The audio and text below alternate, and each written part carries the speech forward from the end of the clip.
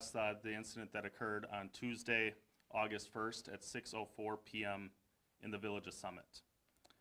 First, we'd like to start off with sharing our sincerest condolences to the friends and family of the victim involved in this incident on behalf of the Western Lakes Fire District, Summit Police, Wisconsin DNR, and all responding agencies that assisted.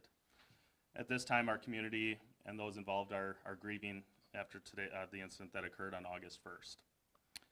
On Tuesday, August 1st at 6:04 p.m., the Western Lakes Fire District and Village of Summit Police Department were dispatched to Lower Nemahbin Lake in the Village of Summit for a possible drowning.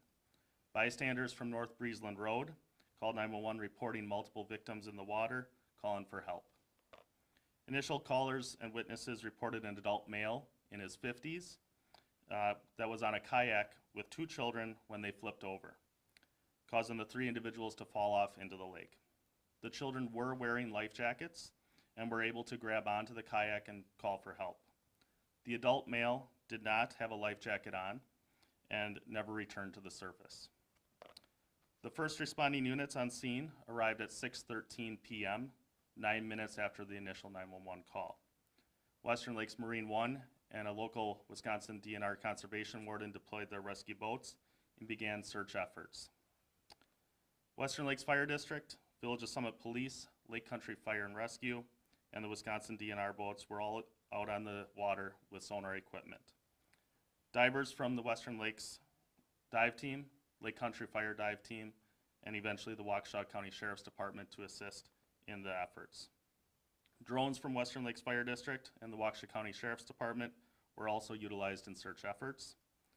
The Summit Police Department and the Wisconsin Department of Natural Resources assisted with their sonar boats and underwater ROV, which Lieutenant Starch will be able to discuss a little bit later.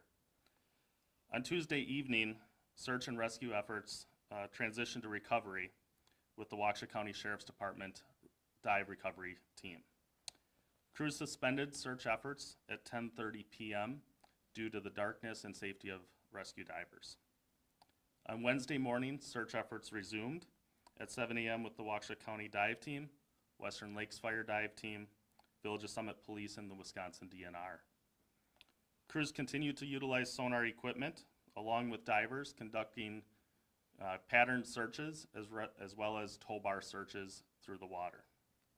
At dusk on Wednesday, search efforts were suspended for the safety of the divers. Lower Nemahbin Lake has maximum depths of 36 feet. The primary search area, last known location of the individual, was between 5 feet and 23 feet. The primary search area did include two bowls in the water with depths of up to 23 feet, and the primary search area also included an area that was heavily weeded with depths of 6 to 12 feet. This created challenges and decreased visibility for rescue divers as well as sonar equipment that impacted our operations. On Thursday morning, search efforts resumed at 7 a.m.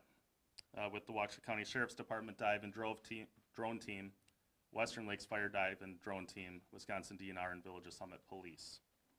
At 7:30 a.m. today, the individual was located. Agencies that responded to assist included the Western Lakes Fire District, Village of Summit Police, Lake Country Fire and Rescue, Wisconsin DNR, Waukesha County Sheriff's Department, and the Waukesha County Medical Examiner's Office. At this time, the identity of the victim is not being released. It remains an active investigation with the Village of Summit Police Department and Waukesha County Medical Examiner's Office.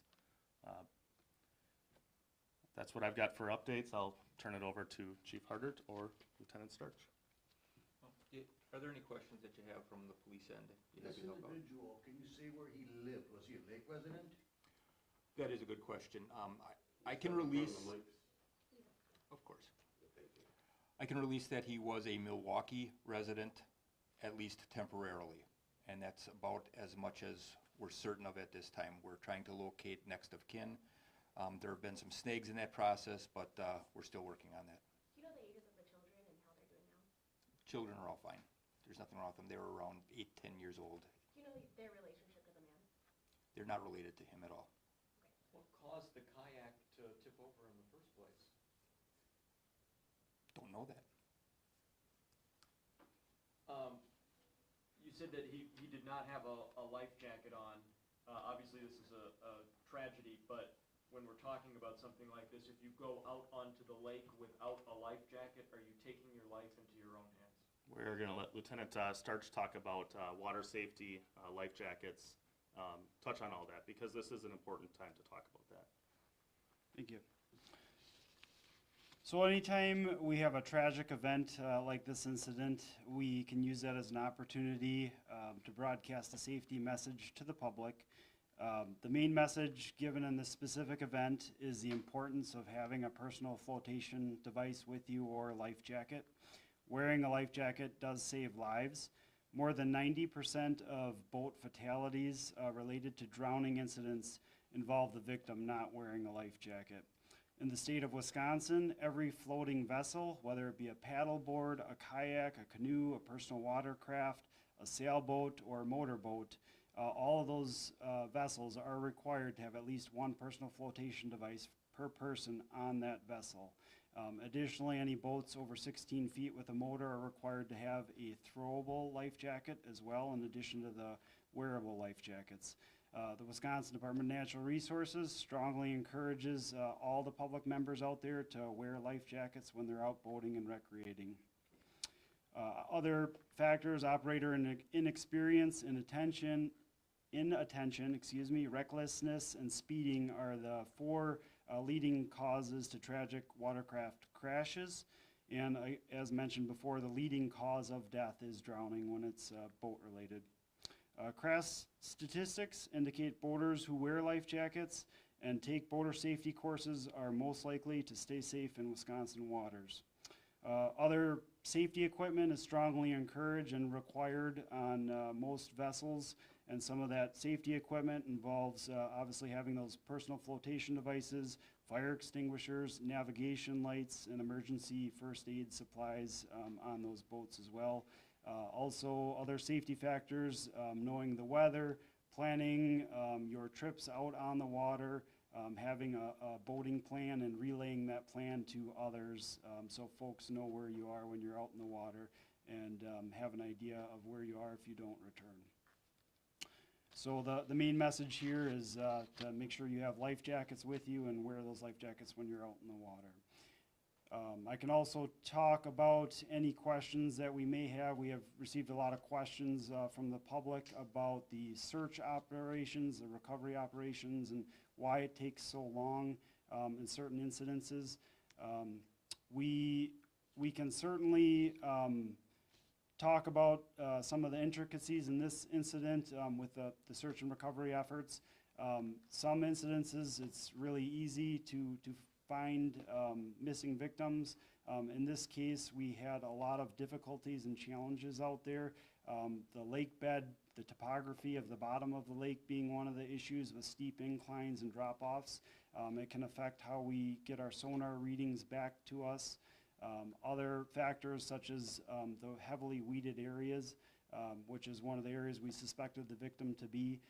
Our sonar is really high technology, and it can be a great tool for certain recoveries. In this particular case, when we have the heavily weeded areas, our sonar cannot penetrate the thick weed beds. So if there is a victim within those heavy weeds, they can be not visible on our sonar. And again, water visibility was another factor with our divers down there, and our remote operated vehicle that we have as well has a camera system on it, but with that limited visibility, it makes the search efforts very difficult. Have you ever had this type of situation on that lake, a drowning where you just couldn't find the body quickly? On this lake in particular, I can't speak to any recent incidences. We have had some instances in the Waukesha County area where that has happened. We do have some calculations that we can figure out, and one of the main factors is that eventually victims that are down there and can't be found, for the most part, depending on depth and water temperature, do eventually float in most cases. Can you say about what depth the victim was when he was found? That I don't know off the top of my head. As Chief Bowen mentioned, I think the main search area that we were searching was as deep as 23 feet and as shallow as probably 2 or 3 feet. Is this an indictment at all of the weeding practices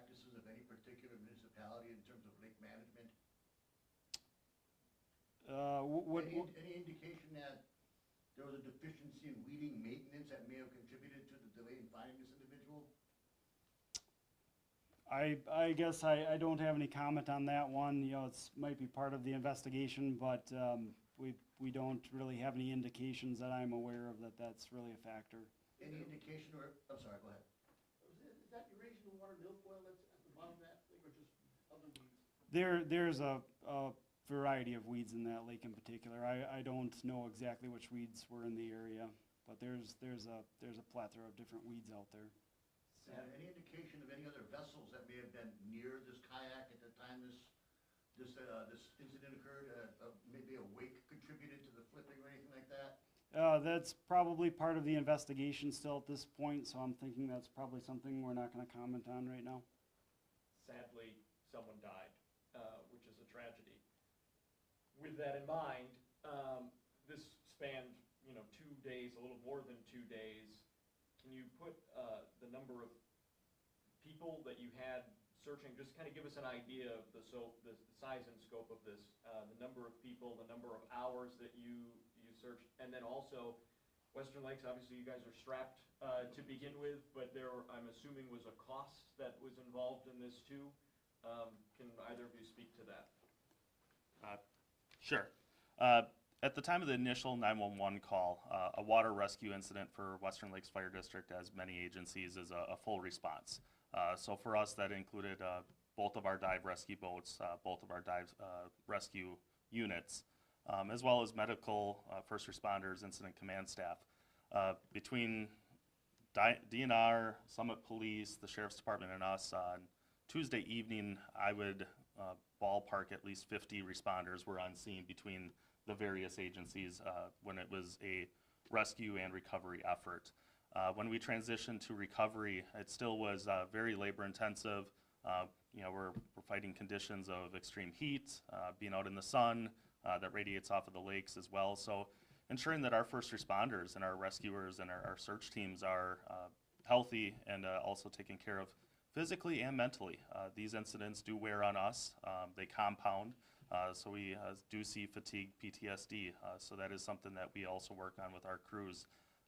Today's team was about 25 personnel between the Sheriff's Department, Western Lakes, the Summit PD, and the DNR. And that was also yesterday. We had 25 personnel out there. Again, it was a 12-hour plus day, and that resulted in transitioning of crews. What we did to ensure primary 911 coverage is we bring in off-duty personnel to assist with the efforts yesterday as well as today. Because I guess what sorry, just to follow up on that, I'm not trying to point blame at this individual for going out onto the lake without the life vest, and clearly there may have been other circumstances that contributed, but I think it's important for our viewers to know too that there is a consequence on your side when someone makes the choice to not wear a life jacket, and that is the manpower and the taking away of resources to potentially other incidents that were happening. And Tuesday night, when we have a water rescue incident, we do what's called a callback. We know it's going to be very labor intensive. The initial 911 crews are out. That's what they're there for, is that initial deployment. We backfilled to ensure that our community still had primary coverage. This year we've been able to make advances in our personnel and staffing, which is why having the first crews on scene within 9 minutes is a very positive response time, given that they had to hook up the dive rescue boats and deploy them and get them out on the water. I'm sorry, Brian. Go ahead, A please. tweet went out on Tuesday night from one of the guys who does alerts in Waukesha. He said, in that tweet, which I think was based on scanner traffic, said that the person who drowned was unable to swim. Were you able to actually, I mean, it could have been another reason that he wasn't able to, like medical emergency. Were you able to confirm that information? I cannot. I don't know if Summit Police has that information. That statement was made to us. I cannot confirm it yet. So we are working on that, and that is part of the investigation, and that's a very critical factor. You're right. Statement by whom? Who Who said that? told you that? One of the people that was with the victim. So a child, one of the children, No, it was an adult. an adult, that was on shore with them, but not in the kayak. That was not on his kayak. That's correct. Any reason to believe alcohol was a factor? No. Was the lake activity restricted for use for the general public, other motorists or boaters, residents? Was the lake, people were told not to use the lake, not to boat on the lake for fear of stirring it up? Was any of that activity restricted by other people or for other people in the last few days? So if you're familiar with the area, that Sugar Island launch is very popular, especially with kayakers. So what we did do was we shut down the launch area to the general public. We left it open to the people that live on Sugar Island or live on the street so they could access their stuff. But otherwise, it was shut down to the general public. The lake itself was not shut down. It's nearly impossible to do that. But what we did do was we had our police boat out there, and along with our partners with the Sheriff's Department and the DNR and Western Lakes, we made a perimeter of boats around the area where we thought the person would be found. And people were very respectful and stayed out of those perimeters.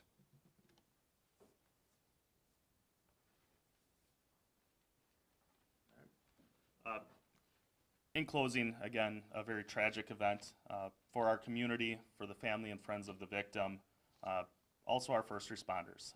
So we thank the community for their support. As Chief Hardert said, the lake residents, they avoided the lake on their own. It was tremendously helpful to our efforts to not have the lake stirred up and worry about the safety of our rescue divers and swimmers while they were in the water.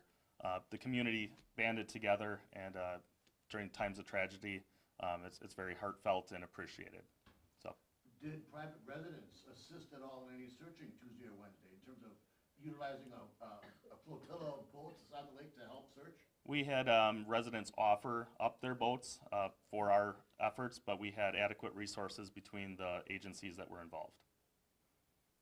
If you guys do at the end of this want to get any pictures, I know Drew did bring in one of their sonar units that they utilize. We've got obviously one of our dive resources at this station, so if there's anything that you want to see as far as equipment, just please let us know.